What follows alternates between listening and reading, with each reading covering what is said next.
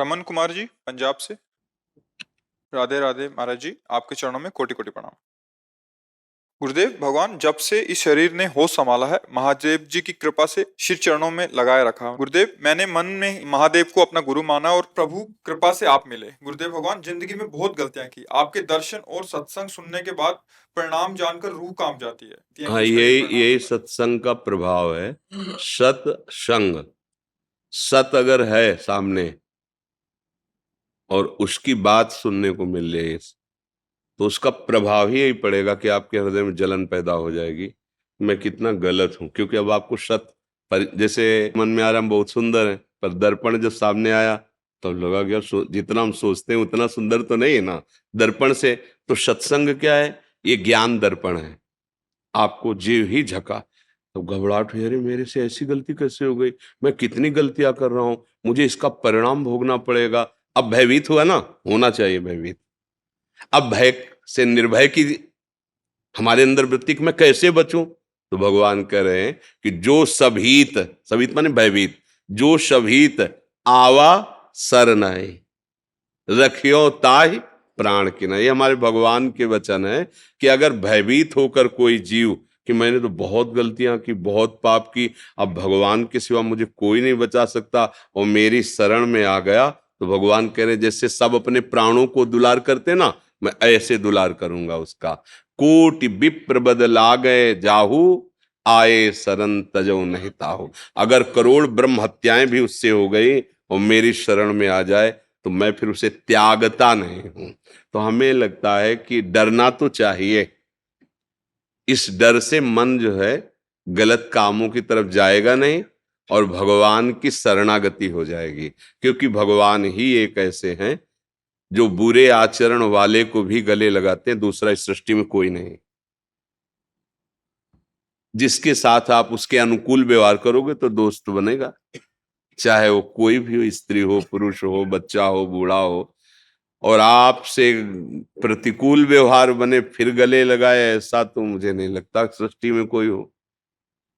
फिर ये एक ही उपाय है कि भगवान और भगवान के जन ही एक ऐसे हैं जो गिरे हुए को हृदय से लगा के और उठाकर आगे बढ़ाते। नहीं, संसार का स्वरूप बहुत विचित्र है। यहां तुमसे काम बन रहा है, स्वार्थ की पूर्ति हो रही तो हाथ मिलाएगा। तो हमारे एक मित्र हैं प्रभु, जो केवल हमको स्वीकार करते हैं, हमारे अवगुणों को नहीं देखते। प्रभु का स्वभाव है जन अवगुण प्रभु मान न काऊ, दीन बंधु अति मृदुल स्वभाव। हमारे भगवान का बहुत करुणामय स्वभाव है, बहुत करुणामय। जैसे किसी अरब खरबपति आदमी का अकेला लड़का हो और उससे कोई नुकसान हो जाए, कोई गलती हो जाए और वो दौड़ के कि पिताजी गलती हुई, तो उसका हृदय भराएगा और कहेगा चाहे सारी संपत्ति लग जाए दांव पे, तू चिंता मत कर, मैं तुझे कुछ नहीं होने दूंगा। तो आपको विश्वास हो जाता है ना, हमारे प्रभु तो अनंत ब्रह्मांडों के मालिक हैं। अच्छा, पिता क्या है कि कानून के आगे उसको भी झुकना पड़ेगा, लेकिन जिन्होंने कानून निर्माण किया वो हमारे प्रभु हैं। वो जब कह रहे कि माफ, तो फिर क्या, हम बहुत बार उदाहरण किया है कि न्यायालय विभाग में वकीलों के द्वारा प्रमाणित हो गया दोष और उसकी सजा हो गई कि इसको फांसी की सजा दी जाए। अब तो कोई नहीं क्षमा कर सकता ना, बस एक राष्ट्रपति है क्षमा कर सकता है। ऐसे ही हमसे पाप हुए, माना, उनका दंड भी हमने नरकों में पढ़ा सुना शास्त्र में कि ये नरक में ये दंड मिलता है ऐसे पाप करने वालों का, वो भी पक्का सत्य। पर एक उपाय है, भगवान गरज करके कहते हैं सर्वधर्मान परित्यज्य मामेकम शरणम व्रज अहम त्वाम सर्व पापेभ्यो मोक्षयिष्यामि मा शुचा। एक राष्ट्रपति फांसी की सजा माफ कर सकता है, तो अनंत ब्रह्मांडों के स्वामी प्रभु कह रहे हैं मैं तुझे सर्व पापों से मुक्त करूं। तो डरना, तो हम ये नहीं कह रहे कि ना डरो, नहीं डरोगे तो मन फिर उन्हीं पापों में करेगा कि बाद में भगवान से फिर क्षमा मांग लेंगे। ऐसा सिद्धांत नहीं है। सिद्धांत ये है कि जब तक हमने जाना नहीं था, जानते हुए भी वो ना जानना ही है।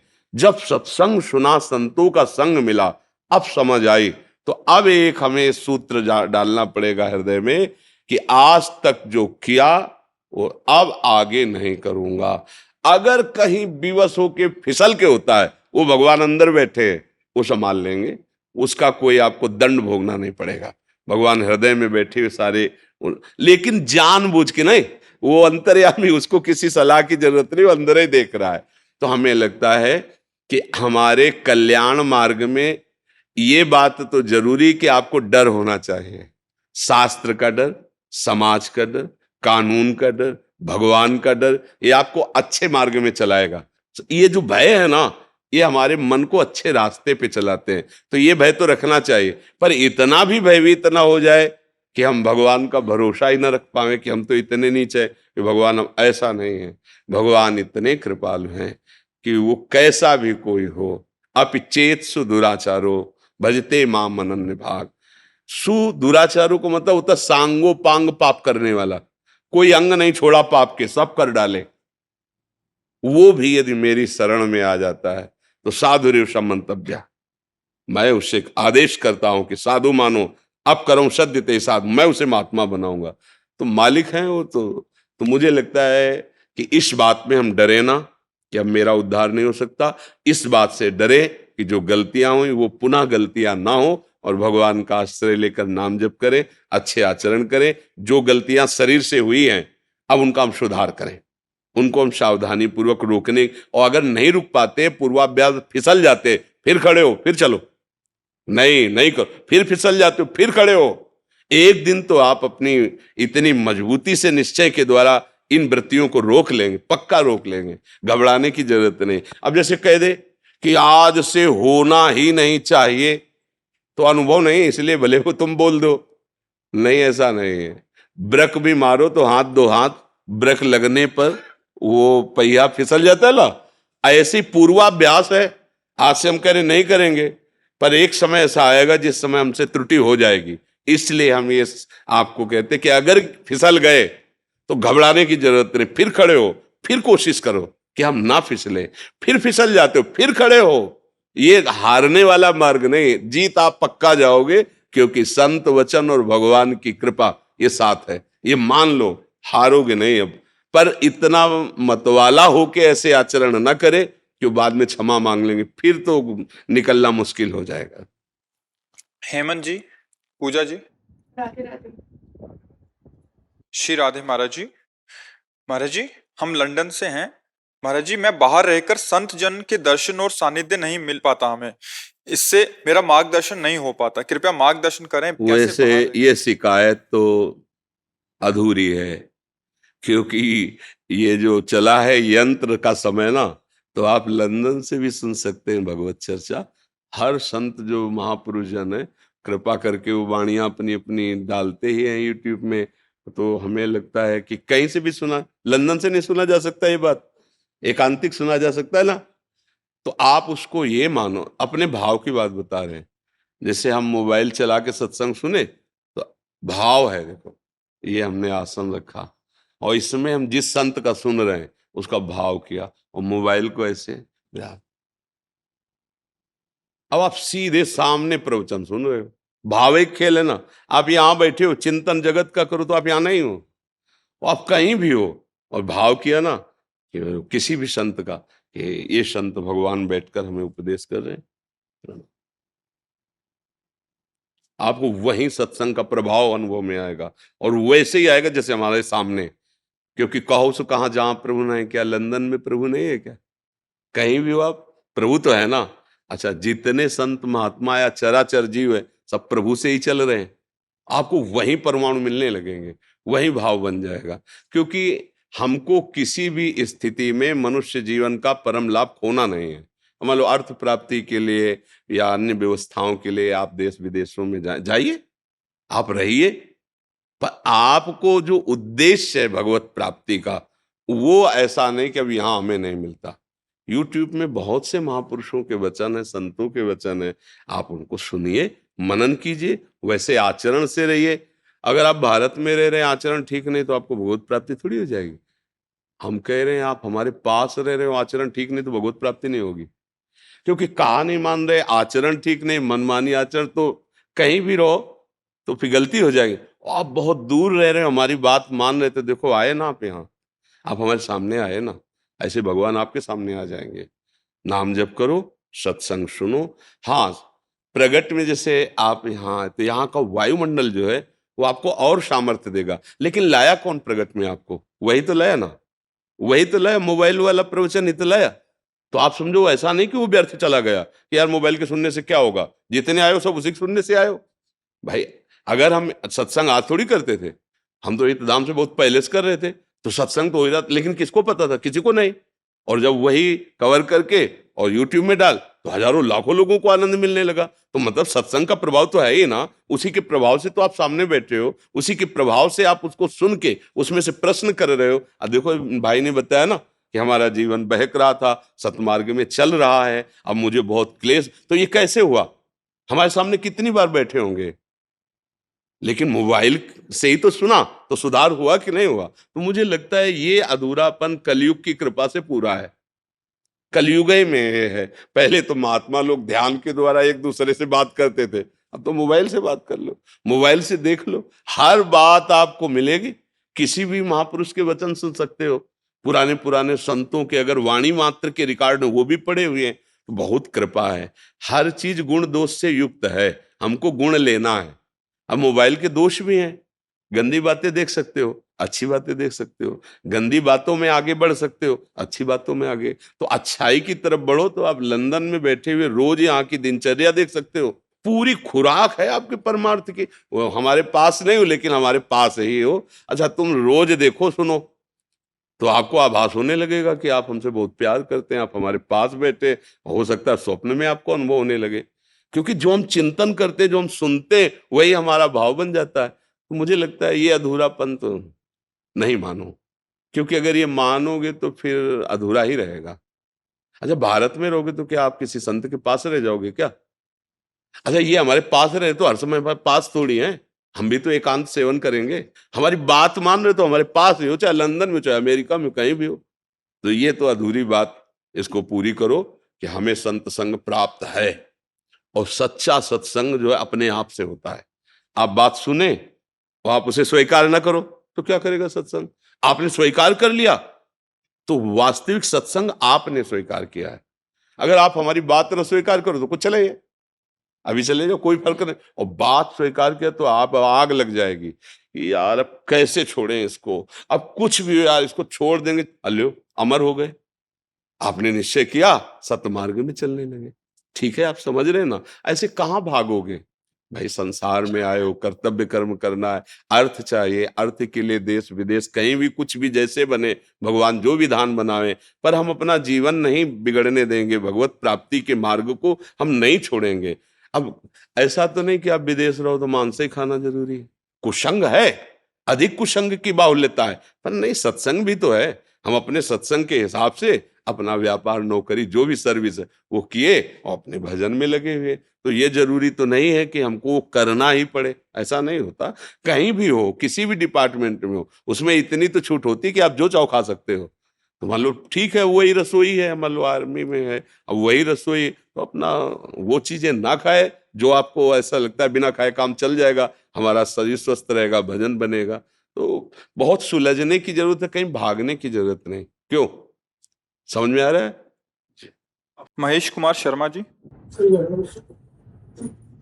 हमारे जी इनका प्रश्न एक थोड़ा सा अलग सा है। हमारे जी वन विभाग में रेंजर है, हमारे जी वन विभाग होता है, उसमें उसमें ड्यूटी के दौरान वन जीवों, चीतल, हिरण, नील गायों को आवारा कुत्तों से बचाने के लिए कुत्तों को मरवाना पड़ता है। हमारा जी ड्यूटी के दौरान बाघों के संरक्षण हेतु भैंस के पाड़ों को बाघ के आगे डालना पड़ता है। हमारे जी इन कह रहे हैं कि उक्त जीवों की हत्या करवाने में मैं पाप का सहभागी हूँ, क्योंकि मेरी सेवा ही है उस वन विभाग के व्यवस्था को बनाए रखने के लिए।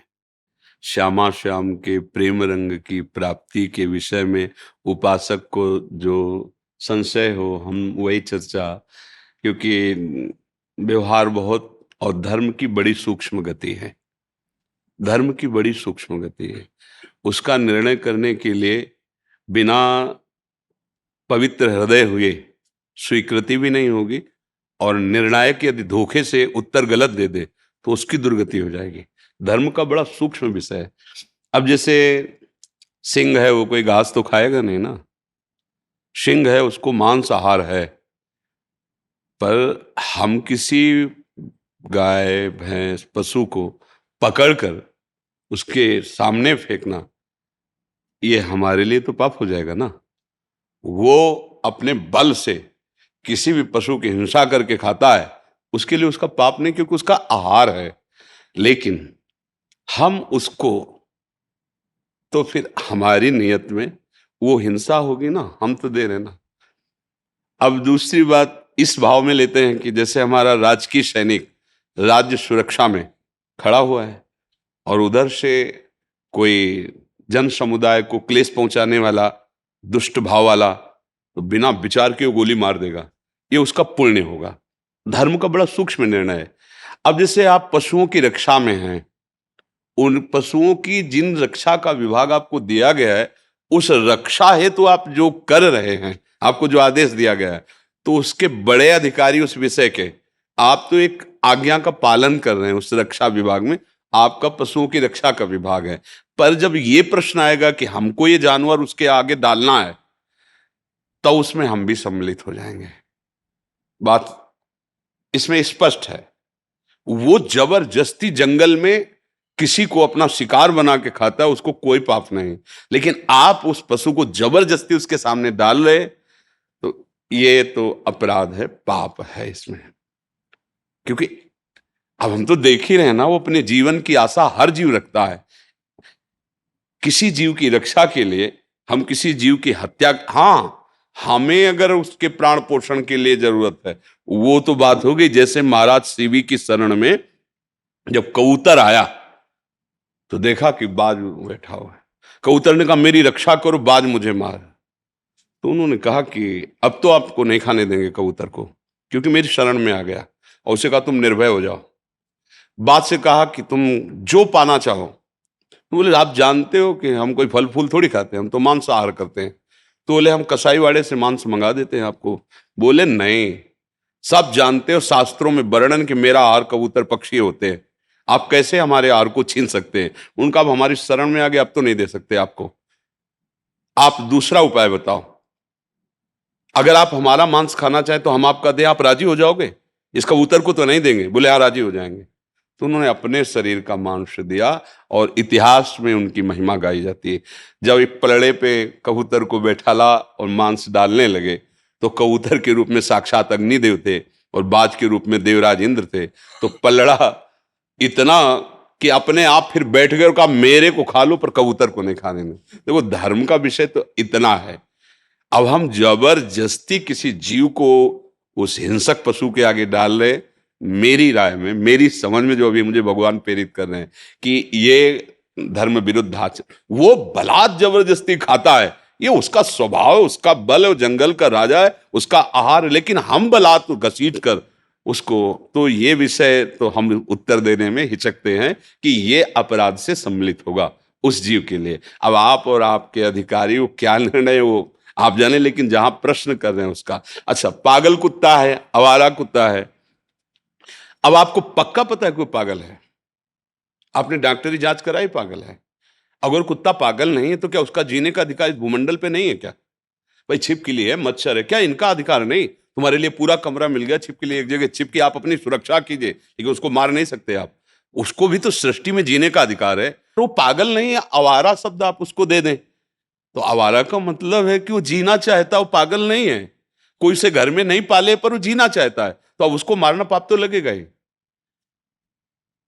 अब कोई व्यक्ति आपकी समझ में नहीं आ रहा, आप गोली मार देते तो आप आपको अपराध लगे। पहले समझिए वो कौन है। अगर ऐसे कि वो हमारे समझ में नहीं आया, मतलब लग रहा था कि हो सकता है, हो सकता में उसको दंड देने के लिए पहले जांच कीजिए। जैसे हो सकता है कि ये चोर है, मार दिया महात्माओं को, आपने पीछे सुना होगा। ये कानून है क्या? आप उसको बंदी बना लीजिए, आप उसकी जांच कीजिए, जब अपराधी निकले तो दंड दीजिए कानून के अनुसार। तो चाहे कोई भी जीव, हर जीव जीना चाहता है, और उस जीव को एक जीव की रक्षा के लिए यदि ऐसा, हम तो हमें लगता है कि ठीक नहीं है। क्योंकि 100 अगर पालतू कुत्ते होते तो 200 आवारा भी होते हैं। अब हमसे जो पूछ रहे हो ना, आप जहां पूछ रहे हो अध्यात्म का विषय है यहाँ, तो इसलिए हम तो यही कहेंगे ऐसा शास्त्र में हमने पाया है। तो इसलिए अभी ये बहुत सूक्ष्म विषय है, क्योंकि जीव हत्या इस पर तो बहुत, अगर हम गलत निर्णय कर दे तो हम दंड के भागी होंगे। इसलिए ऐसा नाम जप करते रहना, कैसी भी परिस्थिति हो, राधा राधा राधा राधा। अब भगवान जहां जैसे रख रहे, सावधानी रखो कि जैसा विकास साहू जी ओडिशा से। राधे राधे महाराज जी, आपके चरणों में कोटि कोटि प्रणाम। महाराज जी, मैंने आपके एक कथा में सुना था कि जब अपने परिवार और संबंधों से जब दुख और अपमान मिलता है तब उसे श्री जी की कृपा माना जाता है। इसी कृपा को अनुभव करते हुए पिछले 8 महीनों से राधा नाम जप और आपके बताए हुए मार्ग पर चल रहा हूँ। इसलिए मुझे भौतिक सुखों से विरक्ति सी आ रही है, लेकिन मन के अहंकार को त्यागना मुश्किल सा हो रहा है। देखो, इसको मैं थोड़ा थोड़ा समझ लो। ये तो सत्य विषय कि यदि ईमानदारी से आप भजन करोगे तो असलियत में फिर आपका मन बताने लगेगा कि सब ड्रामा है, कहीं सुख नहीं असलियत में। इसलिए हम कई बार सत्संग में कहा है कि आपको जो भोग बहुत प्रिय हो तो आप नाम जप करते हुए उसको स्वीकार करना, फिर डायरी में उसी समय लिखना उसके बाद कि आपको क्या सुख मिला। क्योंकि थोड़ी देर बाद फिर माया भुलवाएगी, उसी का चिंतन करवाएगी, फिर तुम्हें आकर्षण करेगी। अगर वो दिमाग में बैठ जाए उस समय पूरे फाइनल, खाया पिया पूरा फाइनल, अब क्या है, क्या सुख मिला, थोड़ी देर बाद फिर लालसा। अगर मिला होता तो शांति तो मिल जाती, नहीं बोले शांति मिली कितने मिनट के लिए, फिर नवीन भोग की आकांक्षा, फिर नवीन तन की आवश्यकता, नवीन पदार्थ के। ये प्रपंच, ये माया कभी नहीं। तो जब हम सत्य भजन करते हैं, वास्तविक ईमानदारी से सत्यता से चलते हैं, तो ये तो मृत्यु लोक के भोग हैं। ब्रह्मादिक के भोग सब विषम लागता है, पर चतुरता ये है कि दिखावा नहीं होना चाहिए। क्या, उसी भोगों के बीच में रहो, उसी परिवार में रहो। मन बैरागी हो रहा ना, नाम जप करो और किसी को जानने मत दो, और अपने कर्तव्य का पालन करो, निकल जाओगे। अभी वैराग्य उठा, मान लो आप भाग पड़े, अब शरीर की आवश्यकताएं जागृत होंगी माया के द्वारा प्रेरित होकर, क्योंकि अब निकलना चाहते हो ना। तो आपके सामने भूख प्यास काम क्रोध लोभ मोह मद मत्सर एक साथ टूटेंगे आपके ऊपर। अब आप व्यवस्था के चक्कर में पड़ोगे तो जो तुम्हें भजन के बल से वैराग्य मिला था ना, उसकी धज्जियां उड़ जाएंगी। यार कहीं तो खाने को मिले, कहीं तो रहने को मिले, और अगर खाने पीने को भंडारा और चक्र हो ना, अब और चाहिए, क्योंकि पूर्वाभ्यास इंद्रियों का है। अब क्या करोगे, अगर इधर उधर गंदा देखोगे तो नीचे गिर जाओगे। इसलिए बहुत समझ के, वैराग्य बहुत अच्छी बात है, पर अंदर का, बाहर का नहीं। वो इसी घर में रहो। अब मान लो आपने पाणी ग्रहण किया, पत्नी आपको तो वैराग्य चढ़ा है, उसका संसार का भाव, भगवान नाम लेते हुए उसकी भाव, क्योंकि अधिकार है, पाणी ग्रहण किया है, उसकी भावना की पूर्ति। अब ये नहीं कि भाई हमने सुन लिया कि ब्रह्मचर्य सर्वोपरि साधन, अब हम नहीं, ऐसा नहीं। अगर वो व्यभिचार धर्म में उतरती हो, आपने पाणी ग्रहण लिया तो आप पाप के अधिकारी बनेंगे। आपको संयम से रहते हुए उसको समझा बुझा के जितना लंबा समय खींच सके, क्योंकि आपने पाणी ग्रहण लिया। अगर बुद्धिमानी से नहीं चलोगे ना, तो ये माया है, 4 दिन का वैराग्य है, फिर पिछला को वहीं खड़ा कर देगी। पक्की बात समझो, धर्म से चलो और अंदर से वैराग्यवान रहो। इससे बढ़िया बात क्या है। अंदर से हमें संसार अच्छा नहीं लगता और भजन चल रहा है, क्योंकि अब गृहस्थी में हो। अगर तुम मान लो नई अवस्था होती, संसार का स्वाद नहीं लिए, और ऐसा कि अब हमें वैराग चल रहा है, तो कहते निकल के देखो भला, देखो महीना 2 महीना बिल्कुल परिवार के संबंध से शून्य होकर अलग जगह रहो, फिर देखो तुम्हारी मना स्थिति क्या है। खान पान की कोई व्यवस्था नहीं, रहने की कोई व्यवस्था नहीं। देखो अब बोले हाँ 4 महीने हो गए कोई व्यवस्था, हाँ तो और आगे बढ़ो, आओ अब इस तरह से चलो, फिर वो क्रमशः चला जाता है। तो वैराग्य का मतलब हम गुरुजनों के शासन में रहते हुए आगे बढ़ो। अब आप गृहस्थी में रहे हो, आज वैराग्य चढ़ रहा है, कल पूर्वाभ्यास जो विषयों का है वो तुम्हें गिरा देगा, फिर नाटक होगा भजन में। अभी भजन हो रहा है, अभी तुम्हें संसार कड़ुआ लग रहा है, बढ़ो बढ़ो वहीं बढ़ो जहां हो, जहां से प्राप्त हो रहा है। और वो स्थिति आ जाएगी ना, तो घर में रहो चाहे वन में रहो, बात एक ही हो जाए। और अगर ऐसे भगे तो धोखा हो जाएगा। हमारी प्रार्थना मान लेना, ये बड़ी लंबी रास्ता है, ये बड़ा लंबा मार्ग है, और इसमें बड़े बड़े लुटेरे खड़े हैं। काम क्रोध लोभ मोह मद मत्सर ये क्षण में गिरा देते हैं। संतों की आज्ञा के अनुसार चले, बिल्कुल भागना नहीं, कर्म अपना कर्तव्य मत छोड़ना, जिसके साथ जैसा व्यवहार वैसे, और अंदर की बात गुप्त रखो, वो आपसे भजन कराएगी। संसार के विषयों में फंसने नहीं देगी, भोगते हुए भी फंसने। ये कितनी बढ़िया स्थिति आ रही है, और उनको त्याग के बाहर निकले और उनका चिंतन बनने लगा। अब तो सब गड़बड़ हो गया। जिस चिंतन से हमारा उत्थान हुआ था वही चिंतन ही छूट गया, तो बाहर से तुम उघार घूमो बिना वस्त्र पहने तो क्या होगा, कोई लाभ नहीं है। अंदर से भगवान से प्यार बढ़ रहा है, संसार के भोग अच्छे नहीं लग रहे, ये स्थिति चाहिए। वो मिल रही तो चुप शांत, किसी से कहना नहीं, कोई ये जान न पावे कि आपको विषय अच्छे नहीं लगते। चतुराई इसी में है। अपने अंतर की बात केवल अंतर्यामी भगवान जान रहे, दूसरे की यार हमको ये बातें अच्छी नहीं लगती, अरे अब हमको तो कुछ अच्छा नहीं लगता, फिर फंस जाओगे, फिर द्वंद्व पैदा होंगे, फिर परास्त हो जाओगे। अपनी बात छुपा के रही मन की मन व्यथा रखिए मन में गोय, छुपा, गोय माने छुपाए। अंतर दाव लगी रहे धुआं न प्रगटे कोय, कह जाने दिल आपनो या जा सिर बीती होए। ये भगवत मार्ग, कोई को जान न पावे अंदर तुम्हारे क्या चल रहा। बाहर से वैसे व्यवहार, सबसे प्यार का व्यवहार, संसारी बन करके बाहर से, और अंदर से भागवतिक, बढ़िया स्थिति आ जाए। बाहर से भागवतिक बन गए, अंदर से संसारी बन गए, कुछ नहीं मिला, कुछ नहीं मिला और धोखा हो गया। हमें तो लगता है पहले से भी नीचे गिर गया। अगर ये भेष रख करके और चिंतन संसार और भोगों का, मर गया, किसी काम का नहीं रहा। ऐसे न वैसे रहे मजरे ढो, पाछलियो जो करी निर्भाषित, न प्रवृत्ति मार्ग के हुए न निवृत्ति मार्ग के। तो अच्छे से चलो, यही हमारी प्रार्थना है आपसे।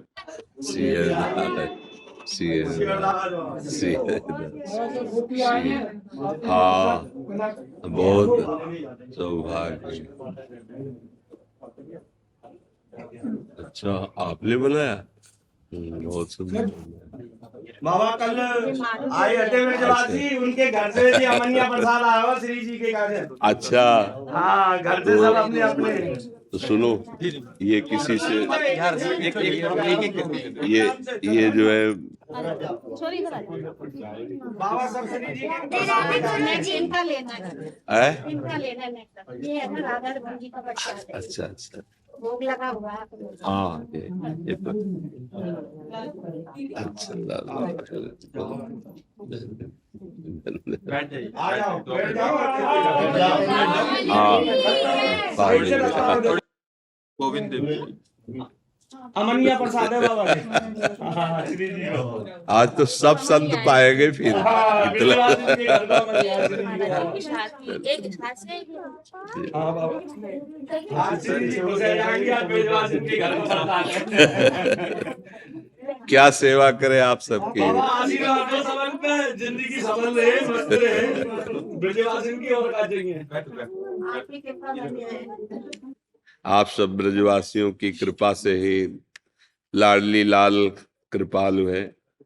हमारी तो सामर्थ्य नहीं, लाडली लाल तक आप ब्रजवासियों की चरण धूली, ब्रजवासियों का ये अन्न, यही हमारे मन को प्रिया प्रीतम तक ले जाता है। हाँ, हरिराम व्यास जी ने कहा है कि भूख लगेंगो मांग खाऊंगो गिनो न सांझ सवेरो, ब्रजवासिन के जूठ टूकर घर घर छाछ महेरो। ये बड़े बड़े जो रस सिद्ध महापुरुष हुए ना, ब्रजवासियों के अन्न से हुए हैं और ब्रजवासियों की चरण रज से हुए हैं। उद्धव जैसे महात्मा ब्रजवासियों की चरण, जो ब्रजवासियों को नहीं समझा वो ब्रजराज तक पहुंच ही नहीं सकता। ये लाइसेंस समझो, ब्रजवासी जिसको कह दे मेरो बाबा, अरे अपनो बाबा है, तो जान लो कि प्रिया प्रीतम उसको स्वीकार कर लिए। ब्रजवासी भगवान के नित्य पार्षद है। बड़े बड़े सिद्ध जितने भी यहाँ हुए हैं आज तक, सब उनकी चरण धूली और उनके अन्न। पंडित रामकृष्ण बाबा ऐसे कोई सीधे आके कोई फल फूल दे तो नहीं लेते थे। हाँ, अगर देना है तो ब्रजवासियों घर दे आओ, जब हम मधुकरी मांगने जाएं वो देंगे, वो हम ले लेंगे। सीधे किसी से, बड़े बड़े सिद्ध ब्रजवासियों के अन्न के प्रभाव से प्रिया प्रीतम के प्रेम को प्राप्त हुए, जो अत्यंत दुर्लभ बात है। तो आप सब भगवत स्वरूप है, बस ये जरूर है कि जिनके हो उनका चिंतन बनना चाहिए। कल भी हमने यही प्रार्थना की थी, हाँ, कि देखो हम जहां हैं, हमारे प्रिया प्रीतम, हमारे लाल जो, हमारी प्यारी जो, ये ठसक बनी रहे, ऐसी कोई हमसे गलती ना बने जिससे हम प्रिया प्रीतम के हैं ये कहलाने में संकोच करें। कल भी यही प्रार्थना की थी सब। और जैसे माताएं बहनें पति को, जिनका पाणी ग्रहण संस्कार हो गया, जैसे भगवत स्वरूप समझें, पत्नी को अपने प्राणों से भी अधिक प्यार करते हुए, उसकी गलतियों को क्षमा करते हुए, उनकी कामनाओं की पूर्ति, उनका दुलार, दोनों मिलकर परस्पर, ये प्रेम का मार्ग है। गृहस्थी भी अगर दो एक पहिया इधर जाए एक पहिया इधर जाए तो गाड़ी भला सही चलेगी क्या? तो दोनों को चाहिए कि एक दूसरे का भाव रखते हुए, प्यार बनाते हुए प्रभु की प्राप्ति करें, प्रभु तक चले। अब आप जैसे पुण्यात्मा कौन होंगे, बड़े बड़े भजनानंदी आपके दरवाजे पर एक टुकड़ा, तो यही आपको भगवत प्राप्ति करा देगा। जैसे अब अपने लोग जो भी पाया ना, और जो भजन हुआ तो वो सब जाएगा तो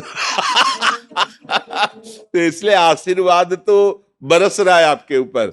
बस ये है कि कोई ऐसी बात ना हो जो बिहारी बिहारिन जो को अपना कहने में हमें संकोच हो, बस इसकी ध्यान, इसका सावधान। क्योंकि अब देखो जैसे कली का प्रभाव बढ़ रहा है ना, कि हमसे वो कोई गलतियां ना हो जो हम बिहारी बिहारिन जी को अपना कहने में। नहीं तो आप लोग जन्म सिद्ध हैं, इस रज में प्रकट हुए, जिस रज को शिव शनकादि के याचत, हरिराम व्यास जी कह रहे किशोरी मोहि अपनी कर लीजय, और दिए कछु भावत नहीं, वृंदावन रज दीजय। कैसी रज? किशोरी तेरे चरणन की रज पाऊं, बैठ रहा कुंजन के कोने श्याम राधिका गाऊं। जो रज शिव शनकादि के याचत, सो रज शीस चढ़ाऊं। ये आप लोग जन्म सिद्ध हैं, वास्तविक हम संत कहलाते हैं, आप संत हैं क्योंकि इसी रज में प्रकट हुए हैं। बस ये है कि ऐसे कोई आचरण न बने, बस इस पर अगर सुधार है तो आपको भगवत प्राप्ति के लिए कोई अनुष्ठान करने की जरूरत नहीं। रजरानी में प्रकट हुए और रजरानी के प्रभाव से राधा रानी की प्राप्ति हो जाएगी। ये समर्थ है रजरानी, ब्रजरज और वृंदावन की रज, ये समर्थ है भगवत प्राप्ति कराने में। और नाम जप कीजिए जितना बन सके। हमें तो ऐसा कोई घर नहीं लगता ब्रजवासियों के दिन में ठाकुर जी विराजमान ना हो। घर घर ठाकुर जी विराजमान है, घर घर ठाकुर सेवा हो रही, और कोई ऐसा ब्रजवासी हमें तो नहीं नजर आता जो ठसक से ठाकुर जी को अपना ना मानता हो। जो बड़ी बड़ी साधनाओं के करने पर भी ठसक नहीं आती, उनके रोम रोम में भरी हुई। मेरा तो यार है, अपने घर की बात लगती है ना, इसी बात से ठाकुर जी बिके हुए हैं ब्रजवासियों के हाथ में, क्योंकि उनको अपनापन है, प्यार है। इसलिए आपके सबके चरणों में प्रणाम है। शैलेंद्र कुमार जी, राधे राधे। महाराज जी आपके चरणों में कोटिशः चरण वंदन। महाराज जी, मैं विगत साल भर से आपका अमृतमय वचन सुन रहा हूँ और तात्कालिक समस्याओं का समाधान भी प्राप्त कर लेता हूँ। मेरा प्रश्न यह है कि मैं एक दिव्यांग और अधम व्यक्ति हूँ। मुझे तो एहसास है कि पिछले जन्मों का गलत कर्मों की वजह से ये गति प्राप्त हुई है। महाराज जी, समाज में हम जैसे लोगों को कुछ अलग तरह देखा भी जाता है, परंतु क्या श्री जी हम जैसे अपंग देखो ये बात तो पहले यही समझो कि समाज में कोई तुम्हें क्या किसी को आदर से नहीं देखता। काम बनना है तो हाथ जोड़ करके प्रणाम करता है, काम नहीं बनना है तो सब अंगूठे में एक दूसरे को रखते हैं। ये तो हे भाव छोड़ी दो। और जो अच्छी दृष्टि से देखता है वो सबको देखता है, वो पशु पक्षी को भी भाव से ही देखता है। तो दृष्टि तो है ही नहीं समाज में ना। भगवत दृष्टि जब तक नहीं आएगी तब तक वो, अब राक्षसी दृष्टि है। देखो ना जीवों के प्रति कैसे देखते हैं, पशु पक्षियों को भून के खाना, काट के खाना, उबाल के खाना। माता बहनों की तरफ कैसे देखते हैं, दूसरे के धन की तरफ। इनसे तुम चाहते हो कि तुम्हें प्यार से देखें, अरे वो अपने को प्यार से नहीं देखते, वो अपने को नाश के मार्ग में ले जा रहे, तुम्हें क्या देखेंगे। पहली तो कमजोरी अपनी छोड़ो। हमारे अंगहीन है तो क्या हुआ, हमारे प्रभु हैं, हम प्रभु के अंश हैं। हमें ये गाड़ी मिली है पूर्व कर्मानुसार, ठीक है भाई, थोड़ा अंग इधर उधर, लेकिन दिमाग काम कर रहा है, अभी जबान काम कर रही है। राधा राधा राधा राधा, प्रभु का नाम ले रहे हैं हम। ऐसा नहीं, हमारे प्रभु में बड़ी सामर्थ्य है, ये विचार ही नहीं करना चाहिए। अष्टावक्र जी महामुनि हैं, 8 जगह से टेढ़े थे। अष्टावक्र 8 जगह से टेढ़े, और जनक जी की सभा में उनका गुरु पद पर अभिषेक हुआ। जनक जी के गुरु अष्टावक्र जी। ये थोड़ी कि शरीर सर्वांग है, सुंदर है तो तुम जगत बंधनी हो गए। जेल में पड़े बड़े सुंदर और शरीर स्वस्थ वाले, नहीं पड़े तो नालियों में पड़े शराब पिए इधर उधर, कोई खास बात नहीं। ये हम आपके उत्साह वर्धन के लिए कह रहे हैं और सत्य विषय कह रहे हैं। ये तो कभी कमजोर समझना ही नहीं चाहिए कि हमारा अंग खराब है या हमारे धन नहीं है या हमारा रूप ठीक नहीं है तो हम समाज का सम्मान प्राप्त करने थोड़ी निकले हैं। मानव देह का उद्देश्य अपने कर्तव्य को कर्म करते हुए भगवान समर्पित करके भगवान की प्राप्ति करना। और जा पर कृपा राम की होई, ता पर कृपा करे सब कोई। फिर ये बात सब ऐसे निरुत्साहित हो जाना, अपने को ये समझ लेना कि मैं बड़ा भाग्य हूं, नहीं। हम भाग्य का निर्माण करने के लिए मानव देह प्राप्त किया है। ठीक है, हमारे हाथ पैर नहीं काम करते हैं, लेकिन हमारी जबान अभी काम कर रही भगवान की कृपा से। तो राम राम, कृष्ण कृष्ण, हरि हरि, राधा राधा, आप जगत पावन बन जाएंगे, जगत को मंगल करने वाले। ये भगवान के अंश में कोई फर्क है क्या? जो हम में वही आप में है। शरीरों का, अब हमारी किडनी खराब है तो हमको ये देखना है क्या? गाड़ी है, जिस काम के लिए मिली वहां तक हमें पहुंचाना है, और इसके लिए हमें कोई धन की जरूरत नहीं, कोई विशेष प्रयास की जरूरत नहीं। हमें राधा राधा राधा राधा। अब तो और दैन्य भाव से भजन होगा कि प्रभु मैं तो किसी काम का नहीं, मुझे स्वीकार कर लो ना। पर ये शब्द जो है, जो आप कह रहे हो कि समाज हमें सम्मान, समाज, भैया इस समाज को समझो। जो समाज के सम्मान में फंस जाता है वो गिर जाता है, वो पतित हो जाता है। और समाज कभी किसी की नहीं हुई। हमको ऐसे को पकड़ना है जो सिर्फ हमको देखे, वो मेरा प्रभु है। प्रभु को जो प्यार करते हैं उनको ऐसा थोड़ी लगता है कि प्रभु सबके हैं, सबको प्यार करते हैं। प्यार एक, उसको लगता है हर समय मेरे साथ रहते हैं, मुझे दुलार करते हैं। भगवान सब रूपों में है, आप जैसे भाव से कहेंगे आपको, पर जब अनुभव में आते हैं तो अपने अनुभव आते हैं, अपनी प्रियाजू, अपने लालजू, वही हैं जो आपको प्यार, और उन्हीं के प्यार से सब प्यार बन जाएंगे। सब प्यार करें, उनसे विमुख हो तो किस काम का यार। और सब हमें गाली दे, भगवान हमें प्यार करे। तो आज हम जो गीत गाते हैं तो उन्हीं महापुरुषों के गाते हैं जिन्होंने भगवान को प्यार किया, भगवान ने जिनको प्यार किया है। संसार ने क्या किया नरसिंह मेहता के साथ, मीरा जी के साथ, बड़े बड़े भक्तों के चरित्रों के साथ। जहां फूल चढ़ाए जाते हैं वहां उड़िया बाबा के माथे पे गड़ासा चलाए।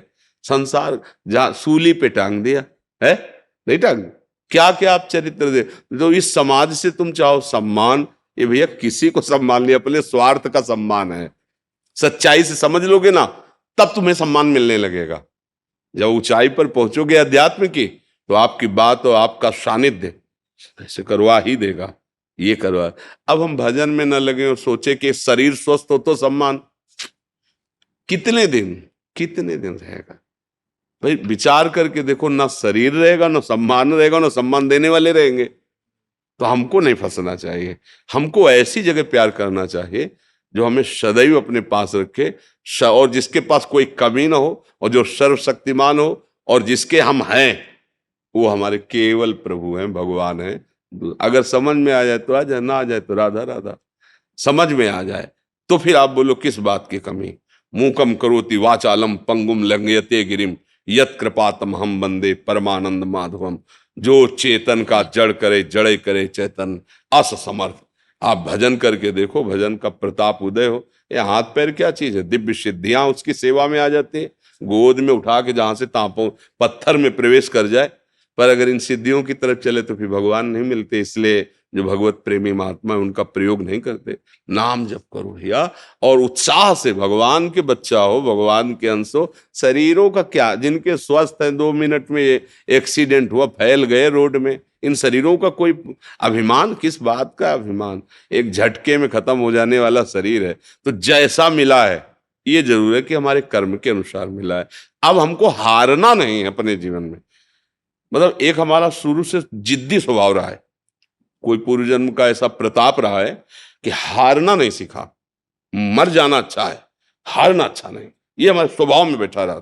तो जहां हमें मन हराने की कोशिश करता, जहां हमें पिछाड़ने की कोशिश कर, बस जिद्दी स्वभाव, नहीं हम भय से नहीं हारेंगे, हम भूख से नहीं भागेंगे, हम अपमान से नहीं भागेंगे। हमें भगवत तत्व प्राप्त करना है, चाहे जितना कष्ट सहना पड़े। बस उसका ये है कि किसी भी तरह का कोई भी कष्ट हमें स्पर्श नहीं कर रहा है। सब शरीर में, अब भी वर्तमान में है। दुनिया के सब कष्ट हैं, लेकिन भगवत कृपा से हमें कोई कष्ट नहीं, एकदम निश्चिंत, एकदम बेपरवाह, आनंद में। वही हम सब बात बता रहे हैं। यहां कोई औषधि नहीं पहुंचा सकती जहां हम बात कर रहे हैं। यहां कोई डॉक्टर नहीं पहुंचा सकता, कोई सलाहकार नहीं पहुंचा, नाम पहुंचाता है। तो भैया एक ऐसी औषधि है, भगवान नाम, भगवान का आश्रय। विपत्ति आएंगी, कर्म के अनुसार लीलाएं होंगी, पर आप डरोगे नहीं, आप प्रसन्न रहोगे। आपको हर समय दिखाई देगा कि भगवान हमें दुलार कर रहे हैं। प्रहलाद जी से असुर बालकों ने पूछा कि आपके साथ इतना, मतलब हिरण्यकश्यप का दिमाग काम नहीं कर रहा था कि मरेगा कैसे ये, हर उपाय करके हार गए। तो आपको दुख नहीं होता जब आप पहाड़ से फेंके गए, पहाड़ के नीचे दबाए गए, हाथियों से कुचलाए गए, अस्त्र शस्त्रों से छेदे गए, विष पिलाया गया, सर्प के कुंजों में, कमरे में सर्प बहुत बंद करके उसमें छोड़ दिए गए, क्या क्या आग में आपको कष्ट नहीं होता? तो प्रहलाद जी ने कहा, हम देखते हैं कि हमारे हरि हमको गोद मिली है, हमें कोई पीड़ा नहीं, कोई कष्ट। 5 वर्ष के हैं प्रहलाद जी, पर भगवद आश्रय है और भजन है तो त्रिभुवन का स्वामी है हिरण्यकश्यप, इतना बाल भी बांका नहीं कर पाया। हम उन भगवान के उस भजन में लगे जहां ऐसी भारी विपत्तियों का जाल बिछा देने पर भी प्रहलाद जी कह, मुझे कोई कष्ट नहीं है, मुझे मेरे ऊपर भगवान की बड़ी कृपा है। और जब वो प्रहार ही करना चाहा तो भगवान खंभा फाड़ के प्रकट हो गए, नहीं हो गए? और ऐसा भयंकर रूप कि कहीं पढ़ा लिखा नहीं गया था कि भगवान का ऐसा रूप है। बड़े सुंदर भगवान है, लेकिन क्रोध आवेश में नरसिंह अवतार धारण किया, कांप रहे थे बड़े बड़े लोकपाल। वो भगवान हमारे लिए ही तो क्रोध धारण किए थे, भक्त के लिए ही तो धारण किए थे। बस भगवान का आश्रय और नाम जप, यही भक्ति का स्वरूप है। अगर हम भगवान का नाम ले आश्रय, ये सब कमजोरी मिट जाएगी। आप दिव्य हैं, भगवान के अंश हैं। शरीर को लेकर आप इस बात में निराश हो, जीवन व्यर्थ चला जाए, बिल्कुल नहीं, ऐसा नहीं। बहुत कृपा है आपके ऊपर कि कम से कम शरीर से आपकी आसक्ति नहीं होगी कि यह बेकार जाएगा।